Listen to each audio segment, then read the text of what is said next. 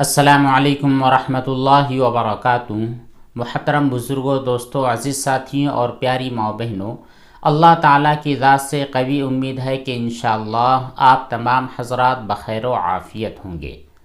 ہم اپنے آج کے سوال اور ان کے جوابات کے سلسلے میں سب سے پہلا سوال پیش کر رہے ہیں پٹھان الیاس قلم نوری صاحب کا۔ وہ کہتے ہیں، السلام علیکم مفتی صاحب، گھر میں برکت کے لیے کیا پڑھنا چاہیے؟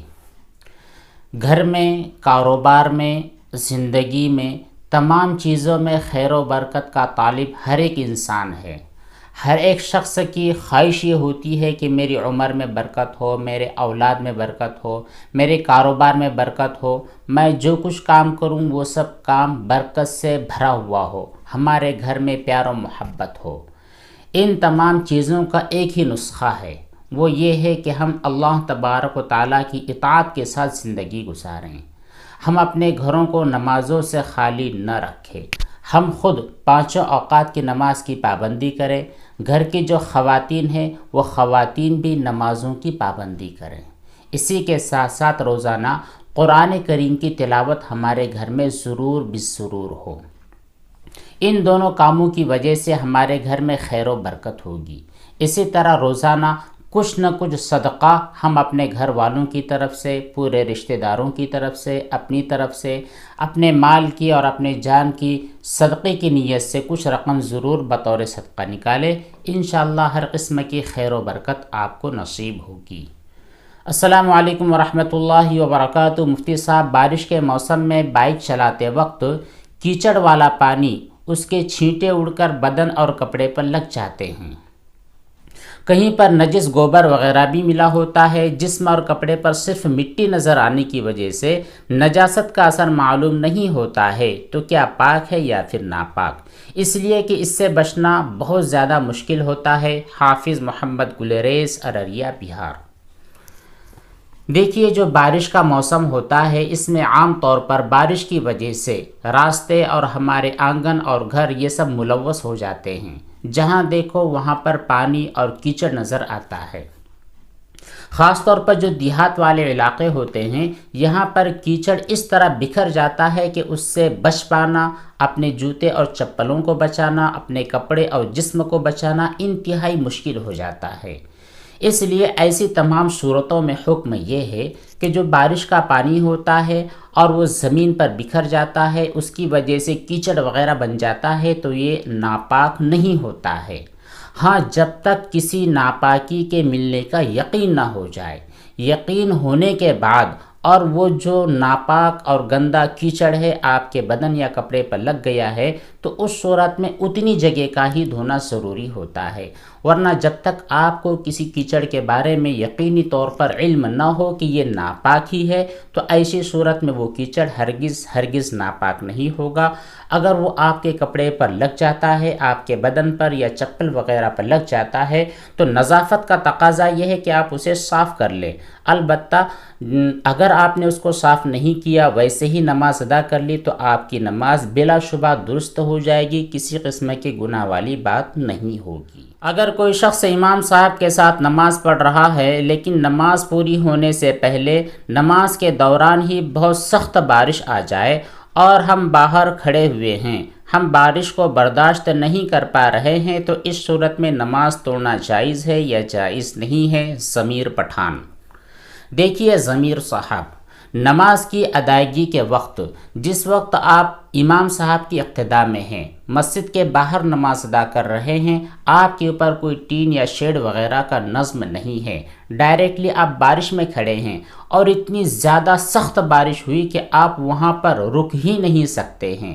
اگر آپ وہاں پر رک رہے ہیں تو آپ کو اندیشہ ہے کہ آپ سخت تکلیف سے دوچار ہو جاؤ گے، آپ کو سردی، زکام یا اور کوئی بیماری ہو جائے گی، تو اتنی سخت بارش میں کھڑے رہنے کی وجہ سے، اس صورت میں آپ کے لیے درست ہوگا کہ نماز توڑ دے، لیکن اس نماز پر جو بنا ہے وہ بنا نہیں ہوگی۔ مطلب یہ ہے کہ جہاں سے آپ نے امام صاحب کے ساتھ 2 رکعت ادا کی ہے، 2 رکعت باقی ہے، یہاں تک کہ بارش ہو گئی اور بارش میں آپ نے نماز کو توڑ دیا ہے، باہر جا کر آپ دوسری جگہ پر نماز ادا کرنا چاہتے ہیں، یا پھر مسجد کے اندرونی حصے میں کھڑے ہو کر امام صاحب کی اقتداء کرنا چاہتے ہیں، تو اب آپ مسبوق ہو جاؤں گے، یعنی آپ کی جو 2 رکعت پہلے امام صاحب کے ساتھ ہو چکی ہے وہ ختم ہو چکی ہے، اب نئے سرے سے آپ کو امام صاحب کی اقتداء میں نماز ادا کرنی ہوگی۔ فریحہ حسن کا سوال یہ ہے کہ مفتی صاحب سوری آپ کو ڈسٹرب کرنے کے لیے، پر آپ کے جوابوں کی وجہ سے تھوڑی بہتری آ رہی ہے، ایک سوال اور تھا۔ ہم بھی اللہ تبارک و تعالیٰ سے دعا کرتے ہیں کہ وہ آپ کو شفائے کاملہ، دائمہ، عاجلہ، مستمرہ نصیب فرمائے۔ ہر ایک اعتبار سے جو پریشانی آپ کو لاحق ہے، چاہے شکوک و شبہات کی وجہ سے ہو، اور وسوسوں اور وہم کی وجہ سے ہو، اور جس اعتبار سے بھی تکلیف ہے، ان تمام تکالیف کا خاتمہ فرمائے، آپ کی زندگی کو خوشیوں سے بھر دے۔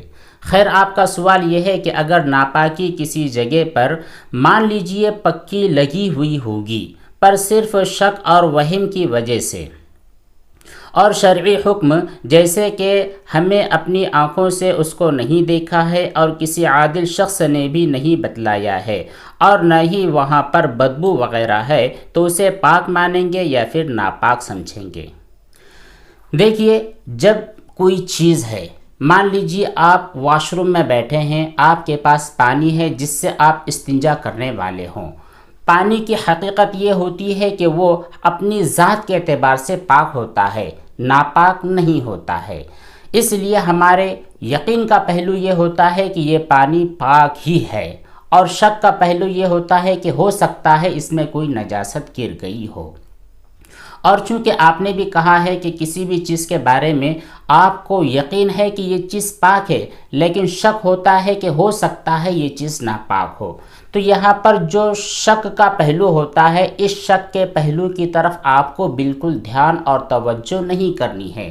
ہمارا یقین یہ کہتا ہے کہ ہمارا کپڑا پاک ہے، ہمارے استعمال کیا جانے والا پانی پاک ہے، یا پھر جس چیز کو ہم استعمال کر رہے ہیں وہ سب کے سب پاک ہے، لیکن شک یہ کہتا ہے کہ ہو سکتا ہے یہ چیزیں گندی ہوں، تو آپ کو شک کی طرف بالکل دھیان اور توجہ نہیں کرنی ہے۔ اگر آپ نے شک کے بارے میں جستجو کی، تحقیق کی، اور جس چیز کے بارے میں شک ہو رہا ہے اس کے پیچھے آپ پڑ گئے ہیں، تو پھر جان لیجئے یہ شک آپ کا پیچھا کبھی بھی نہیں چھوڑے گا۔ اس لیے تمام چیزیں آپ کے حق میں پاک ہی ہیں، جب تک کہ آپ کو اس میں نجاست کا کوئی اثر نظر نہ آئے۔ نجاست کے کل 3 اثرات ہوتے ہیں، یا تو نجاست کا اس میں رنگ ہو، یا پھر اس کی بدبو ہو، یا پھر نجاست اس کے اندر آپ کو نظر آ رہی ہو۔ اگر اس طرح کی کوئی بات نہیں ہے تو بلا شبہ وہ تمام چیزیں پاک ہے، اگرچہ کہ اس میں حقیقی طور پر کوئی ناپاکی گر گئی ہو، لیکن چونکہ آپ اس کے مکلف نہیں ہے کہ ڈھونڈ ڈھونڈ کر اس میں نجاست کو تلاش کریں، اس لیے جب تک نجاست نہیں ملی ہے، نجاست ملنے کا یقین نہیں ہے، اس صورت میں اس وقت تک وہ چیز آپ کے لیے بالکل پاک رہے گی، آپ مطمئن رہے۔ اور جب بھی کوئی شک، وہم اور وسوسہ آپ کے دل میں آئے، لا حول ولا قوت الا باللہ العلی العظیم پڑھ کر شیطان کی طرف دھتکار دے اور اس کو بھگا دے۔ السلام علیکم مفتی صاحب، مزار پر جانا کیسا ہے؟ اکثر وہاں پر شریعت کے خلاف کام ہوتا ہے۔ صلاح الدین انصاری، لا ٹاؤن، دیوریا۔ مزارات پر جانا، قبروں پر جانا، یہ سب اپنی ذات کے اعتبار سے حرام اور منع نہیں ہے۔ نبی کریم صلی اللہ علیہ وسلم کا ارشاد گرامی ہے، کنت نہیتکم عن زیارت القبور، میں نے تمہیں قبروں کی زیارت سے منع کیا تھا، لیکن اس کے بعد آپ نے ارشاد فرمایا فزوروہا، لیکن اب تم قبروں کی زیارت کر سکتے ہو، قبرستان جا سکتے ہو، مزارات پر جا سکتے ہو۔ تو مزارات پر جانا، قبروں پر جانا، قبرستان میں جانا اپنی ذات کے اعتبار سے حرام اور منع نہیں ہے، بالکل ہم جا سکتے ہیں، لیکن وہاں پر جانا صرف اللہ تبارک و تعالیٰ کی رضامندی کے لیے اور اہل قبور کے لیے ایصال ثواب کی نیت سے جانا ہے۔ اگر کوئی آدمی اس نیت سے قبروں پر جاتا ہے کہ میں قبر والوں سے مانگوں گا، ان کے سامنے اپنے ماتھے کو ٹیکوں گا، ان سے اپنے گناہوں کی معافی مانگوں گا، یا پھر ان کو وسیلہ بنا کر اللہ تعالیٰ سے مانگوں گا، تو یہ تمام چیزیں شرکیہ ہوتی ہیں۔ اس لیے ان تمام کاموں کو چھوڑ کر صرف آخرت کی یاد کے لیے اگر آپ قبرستان جاتے ہیں یا پھر کسی مزار پر جاتے ہیں تو یہ آپ کے لیے بالکل جائز ہے، درست ہے، اس میں حرام نہیں ہے۔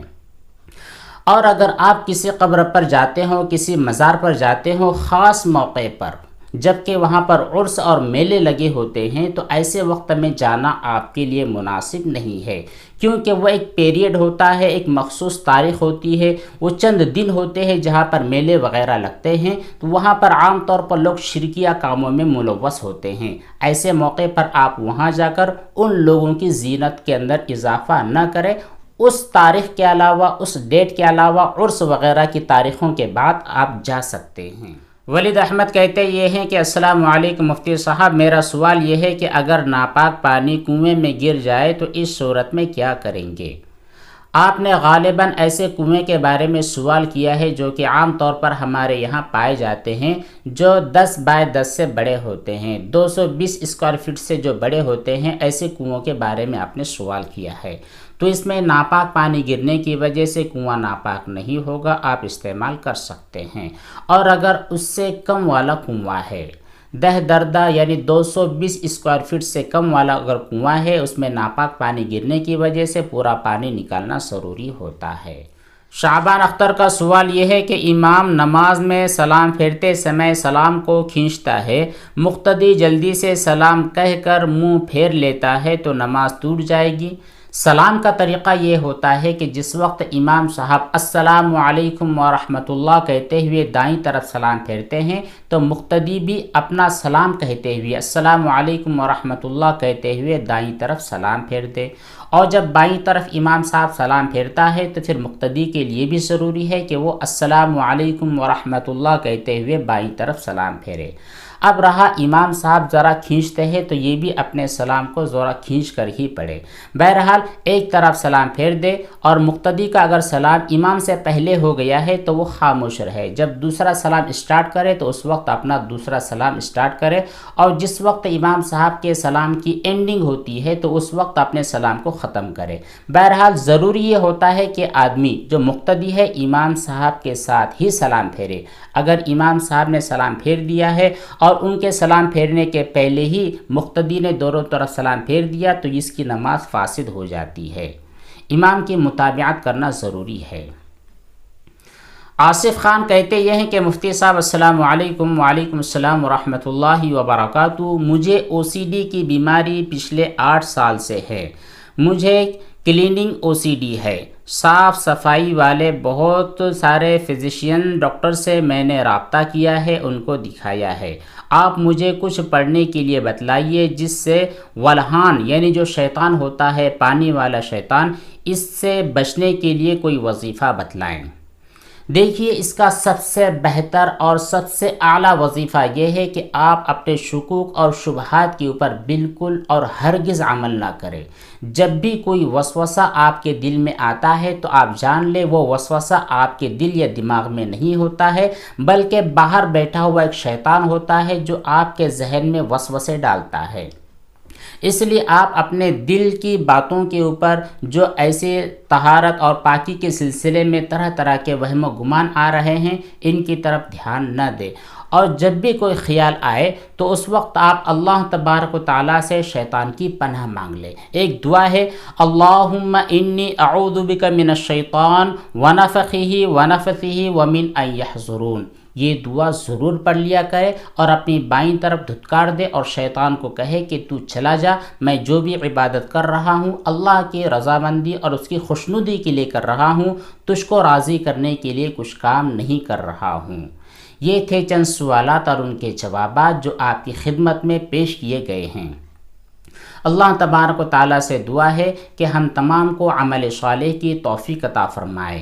آمین۔ والسلام علیکم ورحمۃ اللہ وبرکاتہ۔